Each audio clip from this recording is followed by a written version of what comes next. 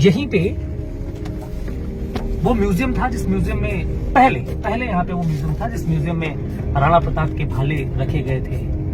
राणा प्रताप जी के जो वस्त्र युद्ध के समय पहनते थे वो रखा गया था, लेकिन अब वो शिफ्ट हो गया है उदयपुर में। अब ये धीरे धीरे हाँ, एक चीज और मैं बता दूं, चित्तौड़गढ़ में ही जब राणा कुंभा युद्ध जीत के आए थे तो विजय स्तंभ जो उन्होंने बनाया था, जो राजकीय चिन्ह है यहाँ का, राजस्थान का, वो भी इसी किले पे है।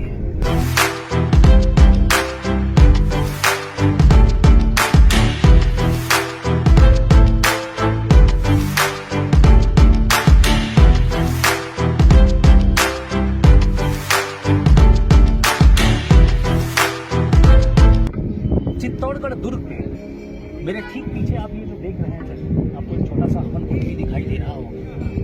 ये वही जगह है जहां पे महारानी पद्मावती ने जौहर किया था। अब सोचिए कि यहाँ आने के बाद आपको कैसा महसूस हो सकता है एक भारतीय होने के नाते। और ठीक पीछे जो आप देख रहे हैं ये विजय स्तंभ है, जिसको महाराजा कुंभा ने 14वीं शताब्दी में बनवाया था, जब वो मारवा के सुल्तान के ऊपर विजय प्राप्त करके आए।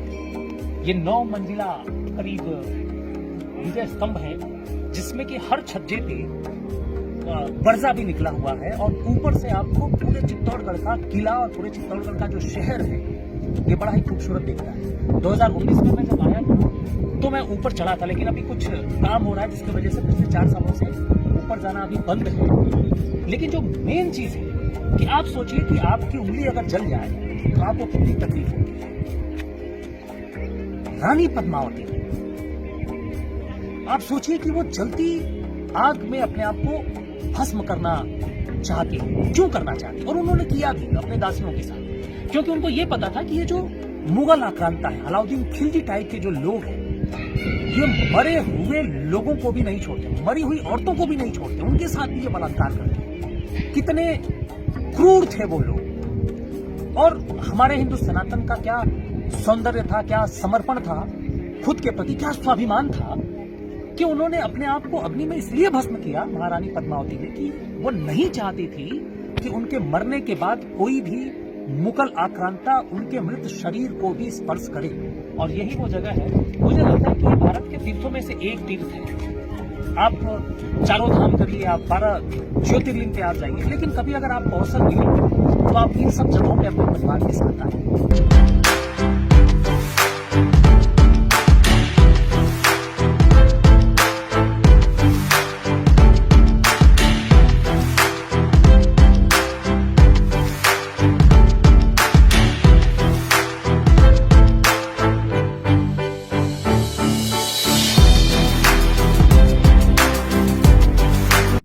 अब हम जा रहे हैं जो रावल रतन सिंह जो राजा थे, उनके सेनापति गोरा और बादल का भी जो महल था। ये कहा जाता है कि जब रानी पद्मावती को देखने की बात खिलजी किया था तो गोरा और बादल ने राजा की खिलाफत कर दी थी कि ये ठीक नहीं है, राजा ये अच्छा नहीं कर रहा है। तो राजा ने ये कहा कि तुम सेनापति हो, सेनापति के तरीके रहो, तुमको राजनीति कूटनीति नहीं पता है, मैं जो कर रहा हूँ वो सही है। और इस बात से वो नाराज होके राजपाट छोड़ के वो चले जाते हैं। और जब वो चले जाते हैं तो राजा को भी बड़ी तकलीफ होती है, क्योंकि इतने बेहतरीन योद्धा सेनापति चले गए उनको छोड़ के। लेकिन ना दिल राजा का लगता है रतन सिंह का, और ना ही गोरा और बादल का। तो ऐसी स्वामी भक्ति, ऐसी राष्ट्र भक्ति अपने राजा के प्रति, अपने देश के प्रति, अपने साम्राज्य के प्रति बहुत कम देखने को मिलता था। ये केवल हमारे योद्धाओं में ही था। ये देखिए, ये जो महल आपको दिख रहा है, ये टूटा सा खंडर सा जो दिख रहा है, ये गोरा और बादल यानी जो सेनापति थे, चाचा भतीजा, उनका ये महल है। अभी आपको जो खंडर सरीखा दिख रहा है, ये उस समय महल हुआ करता था। अब सोचिए, सेनापति, आज का गृह मंत्री, आज का डिफेंस मिनिस्टर। अब आज के गृह मंत्री का आप रुतबा देख सकते हैं, तो आप सोचिए कि उस समय सेनापति का क्या रुतबा रहा होगा। और मजे की बात है कि जितने राजा, मतलब जितनी कोठियां उतने तालाब। आप इधर देखिए, ये कहा जाता है कि ये गोरा और बादल का इनका व्यक्तिगत तालाब था ये, जिसमें वो स्नान करते थे, आते थे, घूमते थे, टहलते थे। सेनापति का था। और इसी के ठीक आगे ये यहाँ के कुल देवी का मंदिर, माँ काली का मंदिर आपको अभी दिख रहा है, जहाँ श्रद्धालु लोग आते हैं, दर्शन करते हैं, पूजा पाठ करते हैं। और ये भी कहा जाता है कि चित्तौड़गढ़ का ये जो दुर्ग है, ये जितने भी दुर्ग हैं उनमें से काफी बड़ा दुर्ग है ये। और यहाँ से करीब उदयपुर 150 किलोमीटर है, और 150 किलोमीटर उदयपुर, और वहां से करीब 100-150 किलोमीटर कुंभलगढ़ का किला है। वो कुंभलगढ़ जहाँ पे राणा प्रताप पैदा हुए थे। और ऐसा योद्धा इतिहास में आज तक देखने को नहीं मिला। ये भी आप देखिए। और ये सब किसी न किसी राजा मंत्री का ये सब रहा होगा उस समय पे। अभी तो जो मेन चीज है वो मैंने आपको दिखाया। अब हम उस जगह पे जा रहे हैं जिस जगह पे अलाउद्दीन खिलजी ने रानी पद्मावती को शीशे में देखा था। वो महल हम आपको दिखा रहे हैं। और यहाँ पे गाड़ी हमें पार्क करनी होगी और हमें उतरना पड़ेगा। ये देखिए, यहाँ पे एक छोटा सा मार्केट भी है, आपको उस जगह पे मैं दिखाता हूँ। और यहाँ लोग आते हैं, खूब फोटो वोटो खिंचवाते हैं घोड़े पे बैठ के, क्योंकि आजकल तो माहौल ही बदल गया है। आपके पास गाड़ी हो सकती है। अच्छा, एक समय था कि लोगों के पास जिसके पास गाड़ी होती थी वो रईस ज्यादा होता था, उसका बड़ा सम्मान होता था। लेकिन समय बदल गया है। आज जिसके पास घोड़ा है उसका सम्मान ज्यादा है, वो रईस होता है कि यार ये आदमी बड़ा आदमी। तो आइए आपको ले चलते हैं उस जगह पे, उस ऐतिहासिक जगह पे, जहां से पूरे युद्ध का आप कह सकते हैं कि बुनियाद रखी गई थी। चलिए।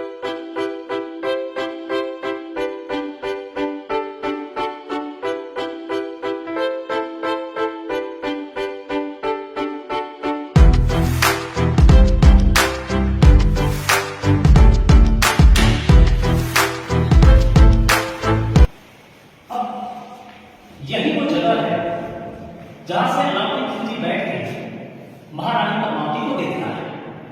अब ये जो जंगले के उस पार देख रहे हैं तालाब में शीश महल, वहीं पे महारानी पद्मावती आती है और अलाउद्दीन खिलजी को राजा रतन सिंह दिखाते हैं। और उसके बाद अलाउद्दीन खिलजिया को उड़ा जाता है। और वो शीश महल आज भी है, वो तालाब आज भी है। बारिशों के मौसम में आज भी पानी भर जाता है। और कभी बारिश में इस जगह को आप देखने आइए तो बड़ा मनोरम दृश्य हो जाता है। पूरे दुर्ग में हरियाली छा जाती है। और इसी जगह से पूरे झगड़े का प्रसार शुरू हुआ।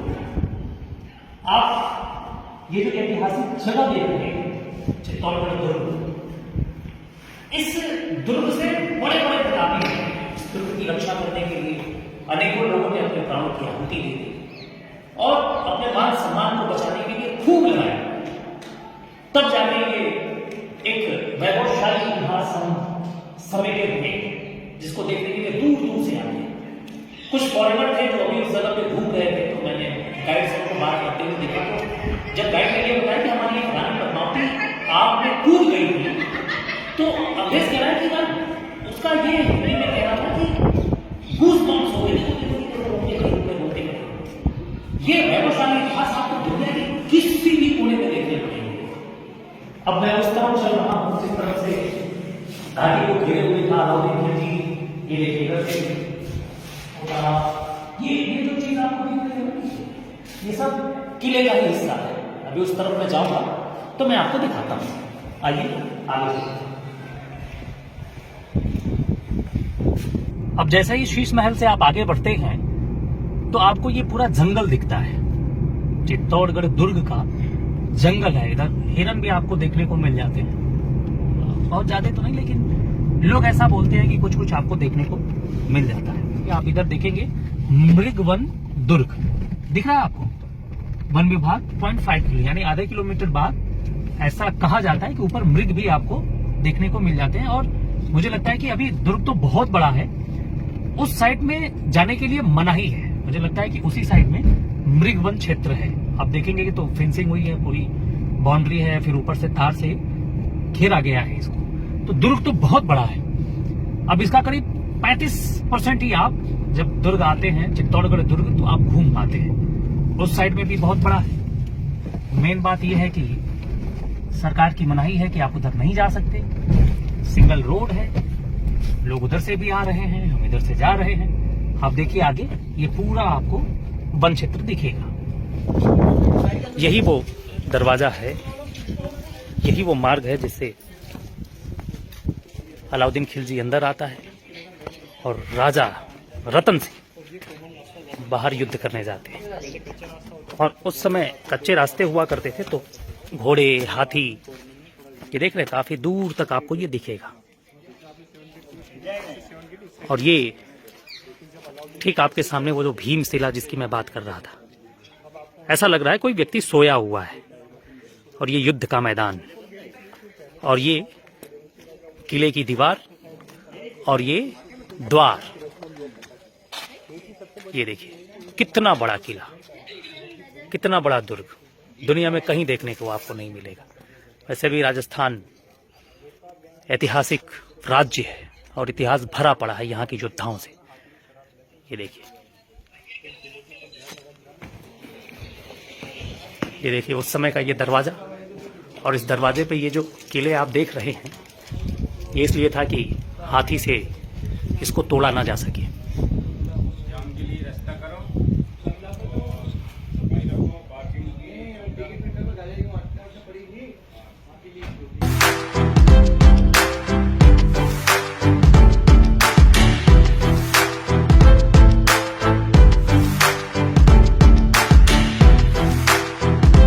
राणा ने जो कहा सुना वो माफ करो सेनानी, यह कहा गोरा के कदमों पे झुकी पद्मिनी रानी। ये क्या करती हो गोरा, पीछे हट बोला, राजपुतानी गरिमा का फिर धधक उठाता शोला। महारानी हो तुम सिसोदिया कुल की जगदम्बा हो, प्राण प्रतिष्ठा एक लिंग की ज्योति अग्निगंधा हो।